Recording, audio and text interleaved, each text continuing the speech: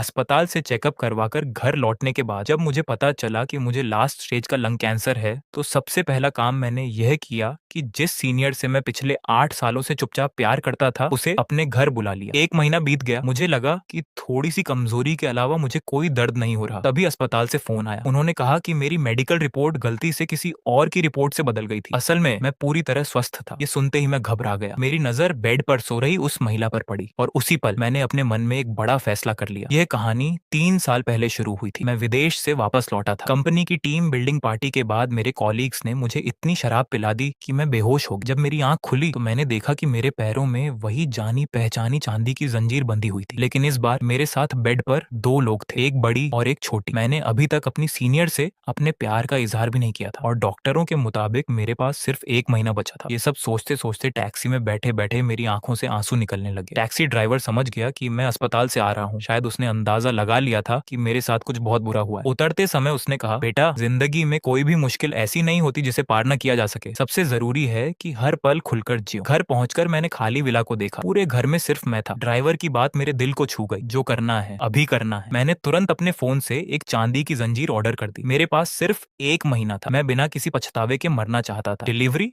बहुत जल्दी आ गई। रात का खाना खत्म होते ही जंजीर मेरे हाथ में थी। मैंने हिम्मत करके वी चैट पर सबसे ऊपर पिंड चैट खोली। सीनियर, आज मेरी तबीयत ठीक नहीं है, क्या आप आकर मेरा ख्याल रख सकती हैं? मैसेज भेजते ही तुरंत रिप्लाई आ गया। सिर्फ आधे घंटे बाद वह मेरे घर पहुंच गई। इस बीच मैंने अपनी नींद की गोलियां पानी में घोल दी और सोफे पर बैठकर उसका इंतजार करने लगा। थोड़ी देर बाद दरवाजे पर दस्तक हुई। मैंने खुद को शांत किया और दरवाजा खोला। दरवाजे पर एक खूबसूरत महिला बिजनेस सूट पहने खड़ी थी। उसके माथे पर पसीने की हल्की बूंदें थीं। साफ पता चल रहा था कि वह ऑफिस से सीधे भागती हुई मेरे पास आई थी। उसे देखकर मुझे बहुत बुरा लगा, लेकिन मैंने अपने मन को संभाल लिया। जैसे ही वह अंदर आई, उसने चिंता से मेरा हाथ पकड़ा और मुझे सोफे तक ले गई। जूनियर, क्या हुआ? कहाँ दर्द हो रहा है? चलो अभी अस्पताल चलते हैं। उसकी आंखों में सच्ची चिंता देखकर मेरी आंखें भर आईं। उसका नाम जियानुआ था। वह मुझसे 6 साल बड़ी थी। जब मैं 14 साल का था और मेरे माता पिता ने मुझे घर से निकाल दिया था, तब उसी ने मुझे अपने घर में जगह दी थी। उसने मेरी पूरी कॉलेज फीस भरी। ग्रेजुएशन के बाद मैं उसकी कंपनी में उसका असिस्टेंट बन गया। इन सालों में उसने हमेशा मेरा ख्याल रखा। मेरे लिए वही मेरी पूरी दुनिया थी। जिस विला में मैं रहता था वह भी उसी का था, लेकिन मेरे 18वें जन्मदिन पर उसने वह विला मुझे गिफ्ट कर दिया। उसने हंसते हुए कहा था, जब तुम्हारी गर्लफ्रेंड होगी तब मैं तुम्हें परेशान नहीं करूंगी। लेकिन जिस रात उसने मुझे बर्फ में अपनी बाहों में उठाकर इस घर तक पहुंचाया था, उसी दिन से मैं किसी और लड़की से प्यार ही नहीं कर पाया। अब जब मुझे लगा कि मैं मरने वाला हूँ, तो शायद मौत के डर ने मुझे हिम्मत दे दी। जूनियर, कुछ तो बोलो, आखिर क्या हुआ है? मुझे डरा मत। मैं बस उसे चुपचाप देखता रहा। उसकी आवाज चिंता से कांप रही थी। मैंने गहरी सांस ली और कहा, सीनियर, पहले थोड़ा पानी पी लीजिए, फिर मैं सब बताऊंगा। मैंने अपने मन का अपराध बोध दबाया, मुस्कुराने की कोशिश की और उसके खूबसूरत चेहरे को देखते हुए अपने फैसले पर और भी पक्का हो गया। वैसे भी मैं तो 1 महीने बाद मरने वाला था, तो क्यों ना एक बार किस्मत आजमा लूं। ऑफिस से भागकर आने की वजह से उसे सच में बहुत प्यास लगी थी। उसने गिलास उठाया और एक ही सांस में पूरा पानी पी लिया, जिसमें नींद की गोलियां मिली हुई थी। उसे पूरा पानी पीते देख मैंने राहत की सांस ली। फिर मैंने गंभीर होकर कहा, सीनियर, मैं आपसे प्यार करता हूँ। जिस दिन आपने मुझे अपने घर में जगह दी थी, उसी दिन से क्या आप मेरी जिंदगी का हिस्सा बनेंगी? मैं उसे मजबूर नहीं करना चाहता था, मैं सिर्फ उसे एक मौका देना चाहता था। लेकिन जो हुआ, उसने मुझे अंदर तक हिला दिया। मेरे अचानक किए गए कन्फेशन से जियानुआ पहले तो हैरान रह गई, फिर उसका चेहरा गुस्से से भर गया। तुम बिल्कुल बीमार नहीं हो, तुमने मुझसे झूठ बोला। इतना कहकर उसने अपना बैग उठाया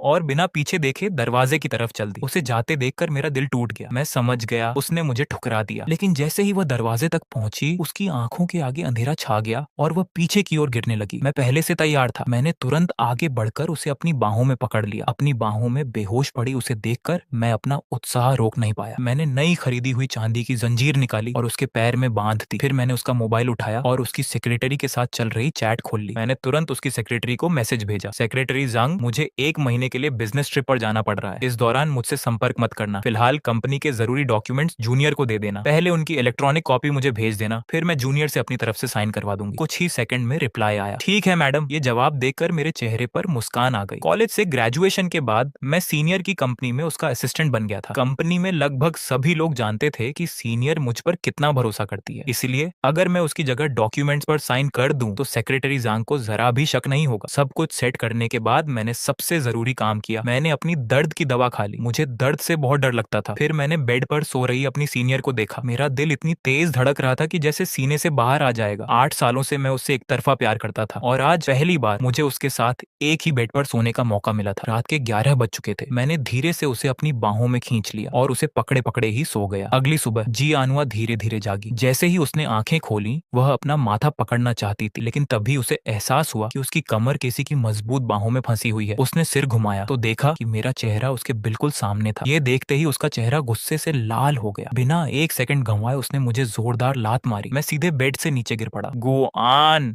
मुझे अभी इसी वक्त छोड़ दो और आज के बाद कभी मेरी आंखों के सामने मत आना। वह जल्दी से उठकर कपड़े पहनने लगी, लेकिन जैसे ही उसके पैर जमीन पर पड़े, उसकी नजर अपने टखने में बंधी चांदी की जंजीर पर गई। उसका चेहरा तुरंत सख्त हो गया। वह गुस्से से कांपने लगी और सबसे बुरी बात, उसके कपड़े पूरे कमरे में बिखरे पड़े थे। हालांकि उसे अपने शरीर में कोई अजीब एहसास नहीं हुआ। इससे उसने राहत की सांस ली। उधर मैं भी उसकी लात से पूरी तरह जाग चुका था। मैं अपना सिर सहलाते हुए उठ बैठा। वह गुस्से से मुझे घूर रही थी। ऐसा लग रहा था जैसे अभी मुझे जान से मार देगी। जैसे ही उसने मुझे डांटना शुरू किया, मैंने उसका हाथ पकड़ लिया और धीरे से उसे फिर बेड पर बैठा दिया। कुछ पल पहले तक मैं सपने में अपनी सीनियर के साथ खुश था, लेकिन उसकी एक लात ने मुझे हकीकत में वापस ला दिया। उसकी हर बात मेरे दिल में चुभ रही थी। मैं जानता था उसके जागने के बाद यही होने वाला था, लेकिन अब मेरे पास पीछे हटने का कोई रास्ता नहीं था। वैसे भी मेरे पास सिर्फ 1 महीना बचा था। मैंने मन ही मन सोचा, अगर अगला जन्म मिला तो मैं जरूर एक अच्छा इंसान बनूंगा। मैंने उसकी आंखों में देखा। कुछ पल के लिए हमारी नजरें मिली, फिर मैं शर्म से नजरें झुका गया। कमरे के सारे पर्दे बंद थे। अंदर हल्का अंधेरा था। 8 सालों से छिपा कर रखा हुआ अपना प्यार अब मैं और नहीं छिपाना चाहता था। कुछ देर बाद मैंने खुद को संभाला और माहौल हल्का करने की कोशिश की। सीनियर, आपको भूख लगी होगी, मैं आपके लिए कुछ खाने को बनाकर लाता हूँ। सच कहूँ, जब जी आनुआ गुस्सा नहीं करती थी तब वह और भी ज्यादा डरावनी लगती थी। मैं जल्दी जल्दी कपड़े पहनकर कमरे से बाहर निकल गया। कमरे में अब सिर्फ जी आनुआ अकेली रह गई। वह कुछ देर तक चुपचाप मेरी जाती हुई पीठ को देखती रही। फिर उसकी नजर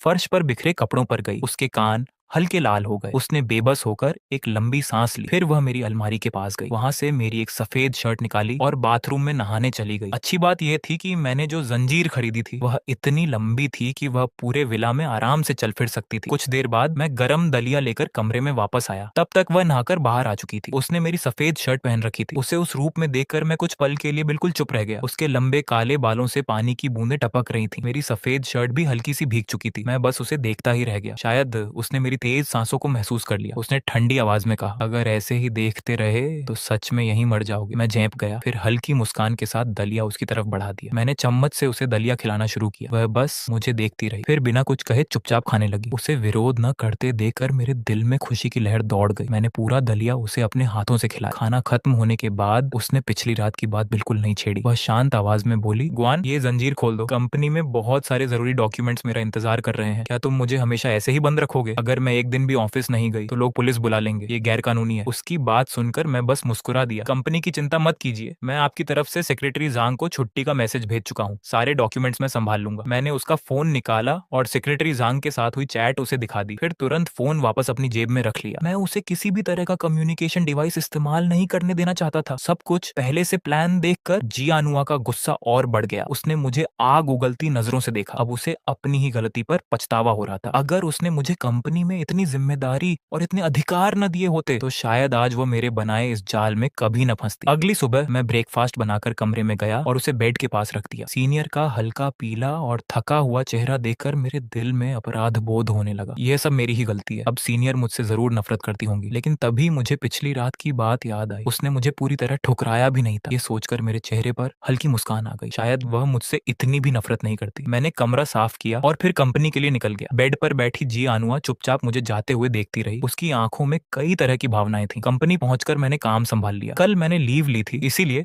आज मुझे पूरा काम पूरा करना था। मैं चाहता था कि मेरे जाने के बाद सीनियर को काम में कोई परेशानी ना हो। पूरा दिन मैं उसके सीईओ ऑफिस में बैठा रहा, फाइल्स देखता रहा, जरूरी डॉक्यूमेंट्स चेक करता रहा और कंपनी के फैसले लेता रहा। शाम को कुछ जरूरी डॉक्यूमेंट्स अपने साथ घर ले आया। रात में मैंने वे फाइल्स जी आनुआ के सामने रख दी। उन्हें देखते ही वह गुस्से में हंस पड़ी। कल रात मेरी पूरी हालत खराब कर दी और आज रात भी मुझसे काम करवाने आ गए। उसे मुस्कुराते देखकर मुझे मुझे थोड़ा डर लगा। मैंने गंभीर होकर कहा, जल्दी से साइन कर दीजिए और फोन लेने की कोशिश मत कीजिए। यह सुनकर वह कुछ देर चुप रही, फिर उसने पेन उठाया और एक एक डॉक्यूमेंट पढ़कर साइन करने लगी। उसी दौरान मैं नीचे जाकर खाना बनाने लगा। ऐसे ही पूरे 15 दिन निकल गए। दिन में मैं कंपनी जाकर उसका काम संभालता, रात में जरूरी फाइल्स घर लाता और वह उन्हें पढ़कर साइन कर देती। धीरे धीरे मुझे महसूस हुआ अब उसने भागने की कोशिश भी छोड़ दी थी। जब भी मैं घर लौटता वह बालकनी में बैठकर किताब पढ़ती मिलती। वह बिल्कुल शांत रहती, जैसे किसी गहरी सोच में खोई हो। समय के साथ हम दोनों के बीच की दूरी भी धीरे धीरे कम होने लगी, लेकिन मेरे मन में हमेशा एक ही बात घूमती रहती थी, मेरे पास अब बहुत कम समय बचा है। हर बार ये सोचकर मेरा दिल भारी हो जाता। फिर भी मैं उसके साथ हर पल जी लेना चाहता था। मुझे बस एक बात की राहत थी, मैं लगातार दर्द की मेडिसिन ले रहा था, इसलिए मुझे कोई दर्द महसूस नहीं हो रहा था। कम से कम मरने से पहले मुझे ज्यादा तकलीफ नहीं होगी। लेकिन एक बात मुझे लगातार परेशान कर रही थी, मेरा शरीर हर दिन पहले से ज्यादा कमजोर होता जा रहा था। मेरा वेट भी काफी कम हो चुका था। उस रात हम दोनों कमरे में बैठे थे। जी अनुआ ने थकी हुई आवाज में पूछा, आखिर तुम मुझे कब तक यहाँ रोके रखोगे? मैंने शांत होकर जवाब दिया, बस एक हफ्ता और। वह कुछ पल मुझे देखती रही, फिर बोली, क्या तुम कुछ दिन आराम नहीं कर सकते? तुम्हारी तबीयत हर दिन खराब होती जा रही है। मैं हल्का सा मुस्कुरा दिया, ऐसी कोई बात नहीं, मैं बिल्कुल ठीक हूँ। हालांकि सच ये था कि मुझे लगता था मेरी बढ़ती हुई कमजोरी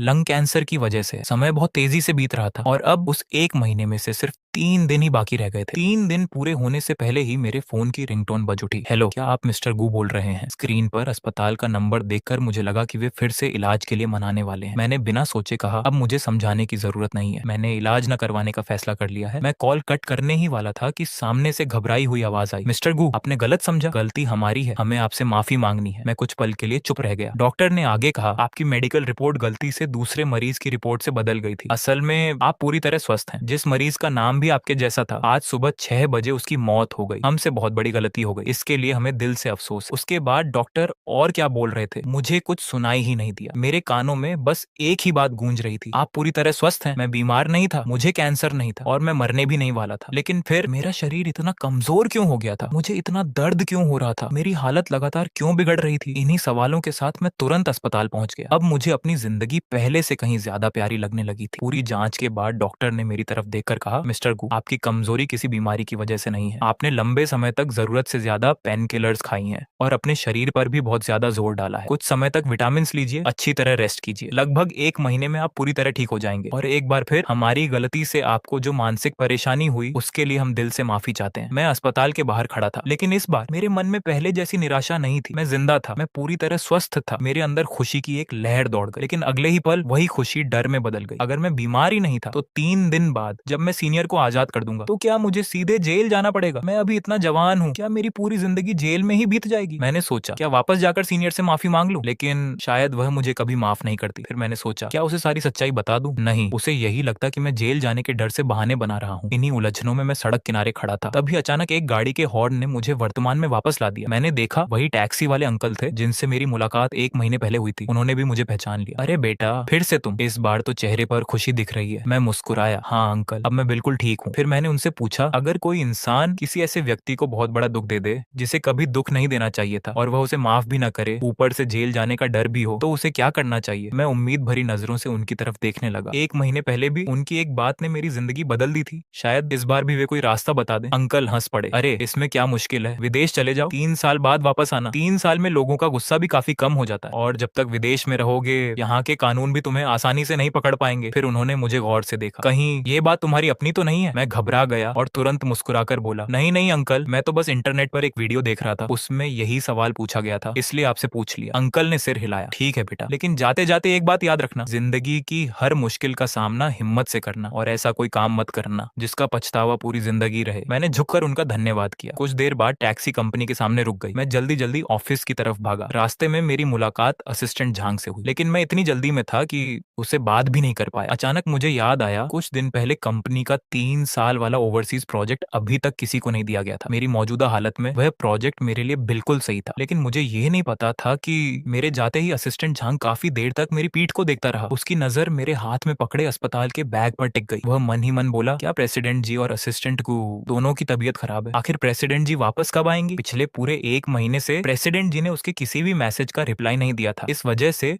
उसकी चिंता और बढ़ती जा रही थी। वह समझ ही नहीं पा रहा था कि ऐसा कौन सा बिजनेस प्रोजेक्ट है जिसमें प्रेसिडेंट जी इतनी व्यस्त हो गई हैं। अगले 2 दिनों में मैंने आधिकारिक तौर पर उस 3 साल वाले ओवरसीज प्रोजेक्ट की जिम्मेदारी अपने नाम करवा ली। अब मेरा फैसला साफ था, देश छोड़कर विदेश चला जाना। विदेश जाने की सारी फॉर्मेलिटीज मैंने पूरी कर ली थी। अब उस 3 साल के ओवरसीज प्रोजेक्ट का इंचार्ज मैं ही था। ये खबर सुनकर पूरी कंपनी हैरान रह गई, यहाँ तक कि सेक्रेटरी जंग भी चौंक गया। लेकिन मैंने किसी को कोई सफाई नहीं दी। मैं जानता था आज की रात बीतते ही कल सुबह 8 बजे मैं झोंकिंग छोड़ दूंगा। उसके बाद मुझे जेल जाने का डर नहीं रहेगा। शाम को जब मैं घर लौटा तो हमेशा की तरह सीनियर ने सबसे पहला सवाल पूछा, गुआन आखिर तुम मुझे कब छोड़ोगे? हर दिन यही सवाल सुनने की मुझे आदत हो गई थी। मैं बस उसकी आंखों में देखता रहा। अचानक मुझे एहसास हुआ मैं इन पलों को छोड़कर जाना ही नहीं चाहता। मैंने उसे अपनी बाहों में भर लिया और काफी देर तक उसे चूमता रहा। शायद वह भी मेरी भावनाएं समझ गई थी। इस बार उसने कोई विरोध नहीं किया। सुबह ठीक 6 बजे मैं उठ गया। मैंने नहाकर अपना सामान पैक किया, उसके लिए ब्रेकफास्ट बनाया और फूड वार्मर में रख दिया। फिर उसका मोबाइल चार्ज करके उसके तकिए के पास रख दिया। आखिर में मैंने वह चांदी की जंजीर खोल दी जिसने पूरे 1 महीने तक उसे बांध रखा था। उसके टखने पर जंजीर के गहरे निशान पड़ चुके थे। मैं काफी देर तक उन निशानों को देखता रहा, फिर धीरे से उसके माथे को चूम लिया, एक छोटा सा लेटर लिखकर टेबल पर छोड़ दी और टैक्सी पकड़कर एयरपोर्ट के लिए निकल गया। सुबह ठीक 8 बजे एयरप्लेन ने उड़ान भर दी। जैसे ही मैं अपनी सीट पर बैठा, पिछले कई दिनों की सारी थकान मुझ पर हावी हो गई और मैं गहरी नींद में सो गया। उधर दोपहर 3 बजे विला के बेडरूम में जियानुआ की नींद उसके मोबाइल की रिंगटोन से खुली। फोन पर सेक्रेटरी जंग था। प्रेसिडेंट जी, असिस्टेंट गू ने कहा था कि आज आप ऑफिस वापस आ जाएंगी। आप कब आ रही हैं? अभी अभी जागी जियानुआ ने नींद भरी आवाज में कहा। रुको। लेकिन अगले ही पल अपनी ही आवाज सुनकर वह शर्म से लाल हो गई। उसने तुरंत कॉल कट कर दिया। उसे समझ नहीं आ रहा था उस बदमाश ने उसका फोन वापस क्यों रख दिया। वह जल्दी से बेड से उठी, लेकिन जैसे ही खड़ी हुई उसके पैर लड़खड़ा गए और वह फर्श पर गिर पड़ी। तभी उसकी नजर टेबल पर रखे एक कागज पर गई। उस पर लिखा था, सीनियर, मैं जा रहा हूँ, मैं जेल नहीं जाना चाहता। मेरी पूरी जिंदगी अभी मेरे सामने पड़ी है, क्या आप मेरे खिलाफ कंप्लेंट नहीं करेंगी? लेटर पढ़ते ही जियानुआ का दिल कसकर भर आया। उसी समय पिछले पूरे 1 महीने के सारे रुके हुए मैसेजेस एक साथ उसके फोन में आने लगे। वह बाथटब में बैठकर एक एक मैसेज पढ़ने लगी। तभी उसकी नजर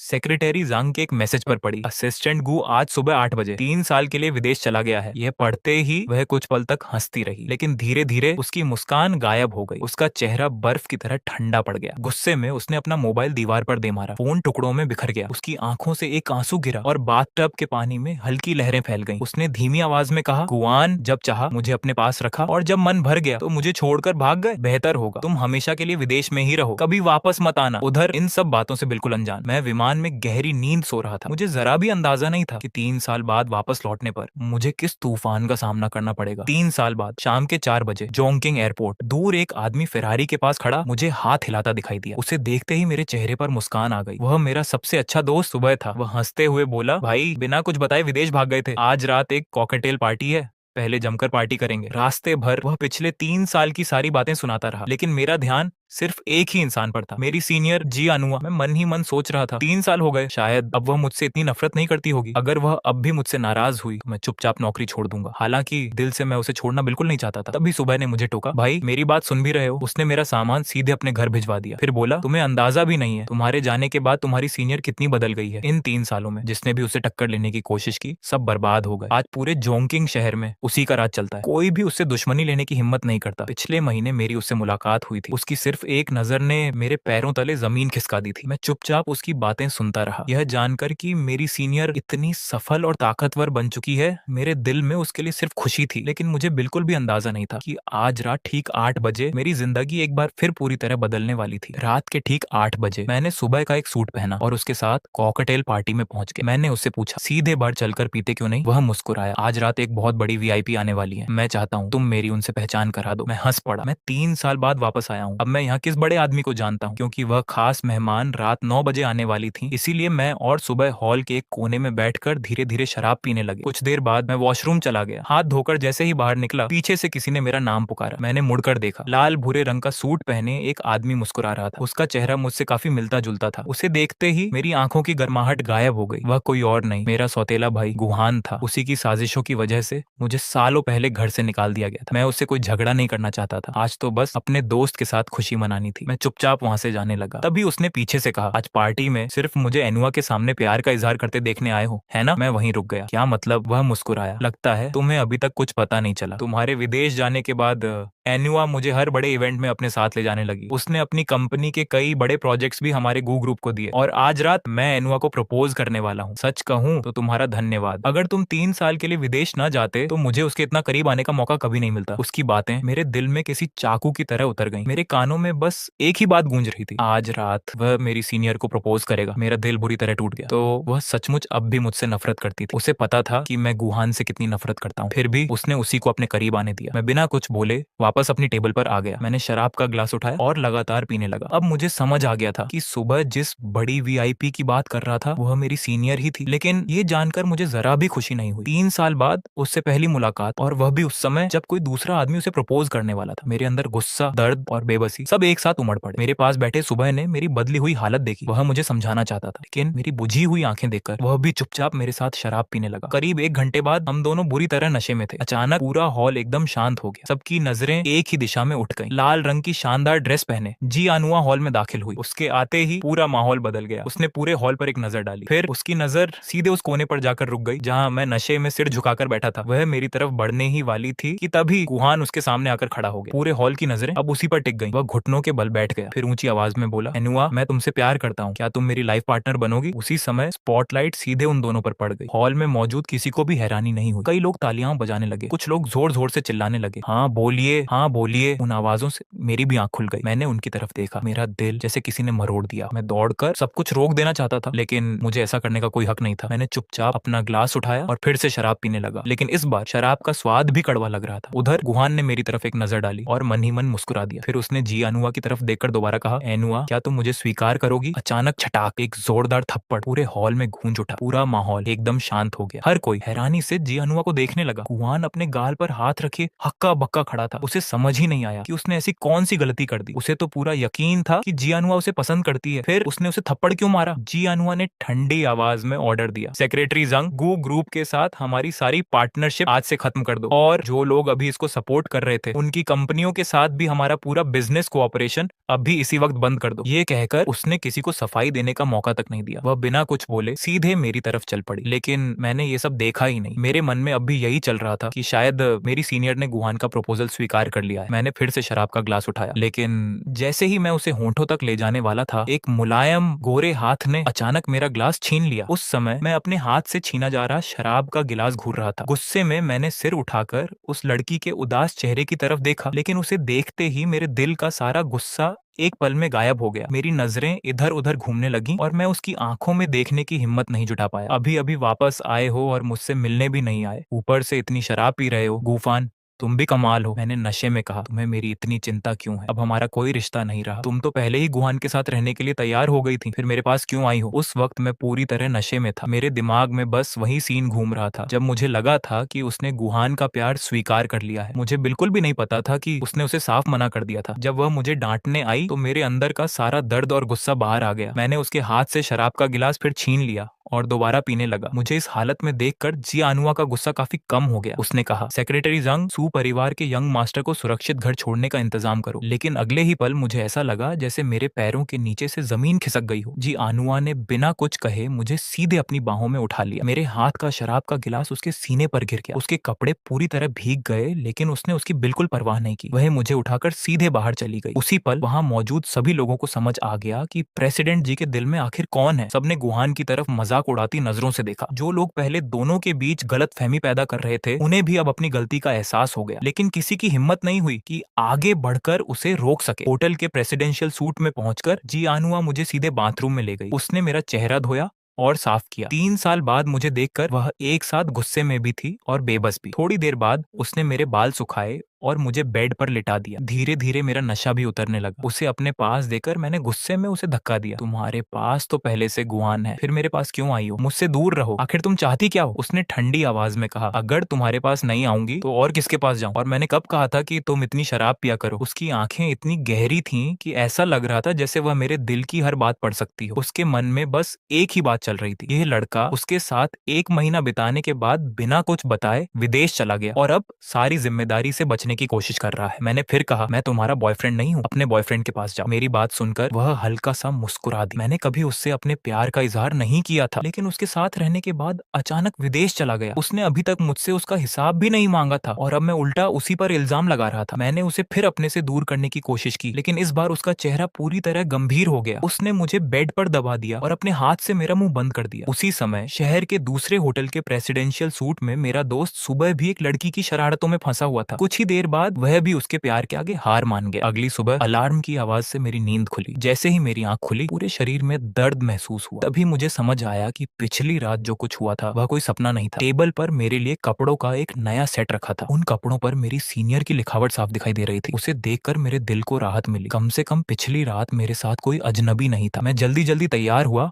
और कंपनी के लिए निकल पड़ा। पिछली रात के बाद मुझे पूरा यकीन हो गया था कि मेरी सीनियर अब मुझसे नफरत नहीं करती। खुशी खुशी मैंने टैक्सी ली और रास्ते में अपने वीचैट की ब्लैकलिस्ट से उस इंसान को अनब्लॉक कर दिया जिसे मैंने 3 साल पहले ब्लॉक किया था। तभी मेरे दोस्त वो फान का मैसेज आया, भाई इस बार तुम्हें मेरी मदद करनी ही पड़ेगी। कल रात तुम्हारी सीनियर की सेक्रेटरी जांग ने मेरी हालत खराब कर दी। उसने वीडियो भी रिकॉर्ड कर लिया है। अब कह रही है कि अगर मैंने उसकी जिम्मेदारी नहीं ली तो वह मुझे जेल भिजवा देगी। भाई मुझे बचा लो। उसका मैसेज पढ़कर मेरे चेहरे पर हल्की मुस्कान आ गई, लेकिन उससे भी ज्यादा मुझे हैरानी इस बात की हुई कि सेक्रेटरी जंग सच में सुबह को पसंद करती है। मैंने रिप्लाई किया, छोटे भी, मुझे लगता है तुम्हें उसकी बात मान लेनी चाहिए। साफ दिख रहा है कि सेक्रेटरी जंग तुम्हें पसंद करती है। अगर तुम जिम्मेदारी नहीं लोगे तो सच में बड़ी मुसीबत में पड़ सकते हो। यहाँ तक कि तुम्हारी फैमिली कंपनी भी इसमें फंस सकती है। वैसे भी वो खूबसूरत है, उसके साथ रहोगे तो तुम्हारा कोई नुकसान नहीं होगा। कुछ देर बाद जब मैं कंपनी पहुंच चुका था तब सुबह का रिप्लाई आया। समझ गया भाई। उसका जवाब पढ़कर मैं मुस्कुराया। अब मुझे पूरा यकीन था कि सब कुछ सही दिशा में जा रहा है। अच्छा हुआ, मैंने एक अच्छा काम किया। लगता है आज कुछ अच्छा जरूर होने वाला है। खुश होकर मैं सीईओ के ऑफिस की तरफ चल पड़ा। रास्ते में जितने भी कॉलीग्स मिले सबने मुस्कुराकर हेलो किया। मैंने भी स्माइल के साथ सबका जवाब दिया। जैसे ही मैं लिफ्ट से बाहर निकला, सामने से सेक्रेटरी जंग आती दिखाई दी। मुझे देखते ही उसके चेहरे पर एक पल के लिए सिंपैथी दिखी। मैं थोड़ा कंफ्यूज हो गया, लेकिन तभी मुझे सुबह की बात याद आ गई। मैंने मुस्कुराकर पूछा, सेक्रेटरी जंग आप सच में सुबह को जेल तो नहीं भेजने वाली है ना? मेरी बात सुनते ही वह एकदम रुक गई। कुछ सेकंड तक मुझे देखती रही, फिर उसका चेहरा शर्म से लाल हो गया और वह बिना कुछ बोले जल्दी से वापस लिफ्ट में चली गई। मैं सीधा अपनी सीनियर सिस्टर के ऑफिस पहुंचा। सीनियर सिस्टर, ओवरसीज प्रोजेक्ट की रिपोर्ट तैयार है,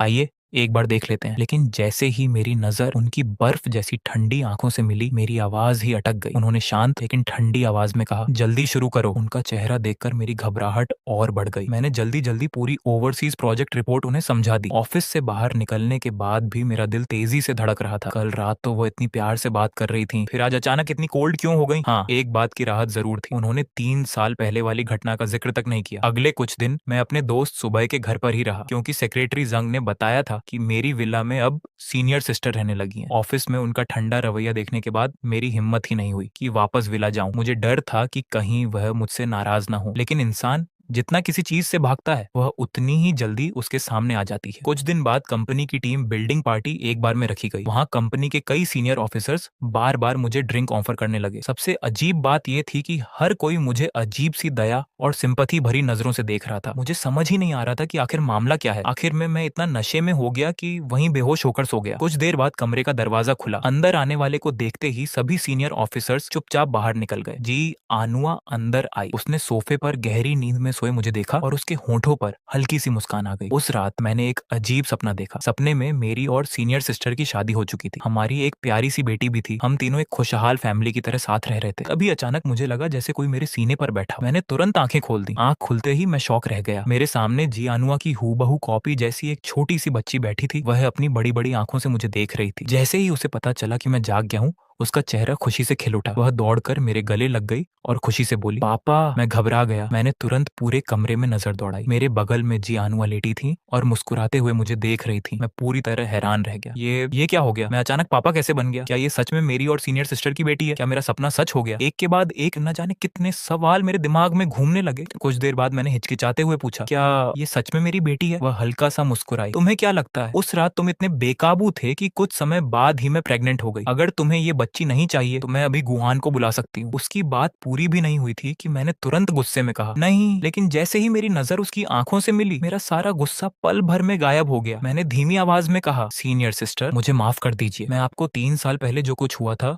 उसकी पूरी सच्चाई बताना चाहता हूँ। लेकिन उस महिला को पहले से ही सब कुछ पता था। उसके चेहरे की मुस्कान गायब हो गई और उसकी जगह एक ठंडी स्माइल आ गई। उसने अपनी बेटी की तरफ देखकर कहा, बेटा पहले आंटी जांग के साथ बाहर जाकर खेलो, तुम्हारे पापा अब हमें नहीं चाहते, मम्मी को पहले इन्हें थोड़ा सबक सिखाना है। बच्ची ने मासूमियत से सिर हिलाया। ठीक है मम्मी, पापा को अच्छे से सबक सिखाना। यह कहकर वह फौरन बिस्तर से उतरी, बाहर गई और जाते जाते दरवाजा भी बंद कर दिया। मैंने सामने खड़ी जियानुआ की तरफ देखा। मैं कुछ कहना चाहता था लेकिन उसने मुझे बोलने का मौका ही नहीं दिया। छोटे जूनियर 3 साल तक मुझे और हमारी बेटी को छोड़कर विदेश में मजे कर रहे थे, बहुत खुशी मिली। 3 साल पहले तुमने मुझे पूरे 1 महीने तक कमरे में बंद रखा था, अब मेरी बारी है। आज से तुम पूरे 1 साल इसी कमरे में रहोगे। अगर नहीं माने तो मैं और हमारी बेटी गुहान के साथ चले जाएंगे। उसकी बात पूरी भी नहीं हुई थी कि उसने मुझे जोर से किस कर लिया और मेरी सारी बातें वहीं रुक गईं। मैंने खुद को छुड़ाने की कोशिश की लेकिन तभी मुझे एहसास हुआ कि मेरे पैरों में पहले से ही चेन बंधी हुई थी। मैंने नीचे देखा और एकदम चौंक गया। ये तो वही चेन है जो मैंने 3 साल पहले खरीदी थी। अब मेरे पास विरोध करने का कोई हक नहीं था, शिकायत करने का भी कोई मतलब नहीं था। मैंने मन ही मन कहा, मैं अपनी पत्नी और बेटी को कभी किसी और का नहीं होने दूंगा, वो दोनों सिर्फ मेरी हैं। ये सब मेरी अपनी गलती की सजा है, जैसा करोगे वैसा ही भरोगे। अब मुझे बस एक बात का अफसोस था, काश उस टैक्सी ड्राइवर अंकल की बात न मानी होती तो शायद मुझे पूरा 1 साल कमरे में बंद नहीं रहना पड़ता। लेकिन अगले ही पल मुझे उनका शुक्रिया भी अदा करने का मन हुआ। अगर उस दिन उन्होंने मुझे हिम्मत न दी होती तो शायद मैं कभी अपनी सीनियर सिस्टर से अपने दिल की बात नहीं कह पाता और आज मेरी इतनी प्यारी पत्नी और बेटी भी मेरे साथ नहीं होती। भविष्य में क्या होगा ये कोई नहीं जानता, लेकिन अगर इंसान सही समय पर अपने दिल की सुन ले तो शायद उसे वही मिल जाता है जिसकी उसे सबसे ज्यादा चाहत होती। 1 साल बाद विदेश से लौटने के बाद पहली बार मैं किसी अम्यूजमेंट पार्क आया था और जिंदगी में पहली बार मैं अकेला नहीं था। मेरे साथ मेरी जिंदगी के 2 सबसे कीमती लोग थे, मेरी पत्नी और मेरी प्यारी सी बेटी। हम तीनों फेरिस व्हील में बैठे हुए थे। तभी मेरी पत्नी मेरे कान के पास झुककर मुस्कुराई और धीरे से बोली, सुनिए, ये नईन कह रही है कि उसे एक छोटा भाई चाहिए। उसकी बात सुनते ही मेरे पूरे शरीर में झुरझुरी दौड़ गई। मेरे पैर तो कांपने लगे लेकिन दिल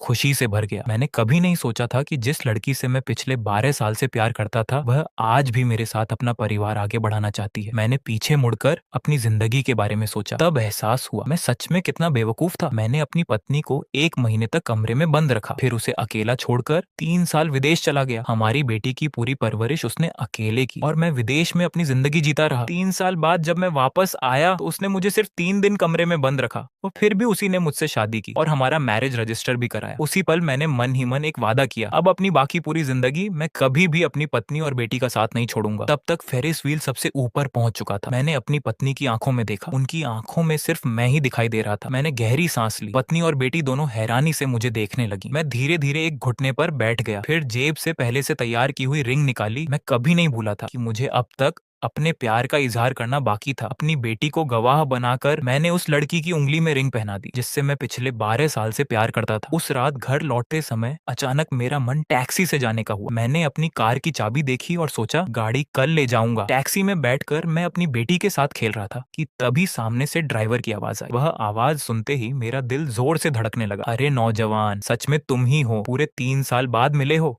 अब तो तुम्हारी एक बेटी भी हो गई। मैं मुस्कुराया, जी अंकल, ये सब आपकी वजह से ही हुआ है, किसी दिन आपको खाना जरूर खिलाऊंगा। ड्राइवर हंसते हुए बोला, अरे रहने दो, तुम और प्रेसिडेंट जी तो शुरू से ही एक दूसरे के लिए बने थे। मैं एकदम चौंक गया, इन्हें आनुआ के बारे में कैसे पता। मैंने सामने बैठे ड्राइवर को देखा, फिर बगल में बैठी अपनी पत्नी की तरफ देखा जो टैक्सी में बैठने के बाद से एक शब्द भी नहीं बोली थी। उसी पल मुझे सब समझ आ गया। तो ये पूरा प्लान पहले से ही बना हुआ था। मेरी पत्नी शुरू से ही मुझसे प्यार करती थी, इसीलिए जब 3 साल पहले मैं उसे अपने साथ ले गया तो उसने न मेरा विरोध किया और न ही मुझसे नाराज हुई, बल्कि हर कदम पर मेरा साथ देती रही। तभी तो कहते हैं सबसे बड़ा खिलाड़ी वही होता है जो अपने असली इरादे सबसे अच्छे से छिपा कर रखता है।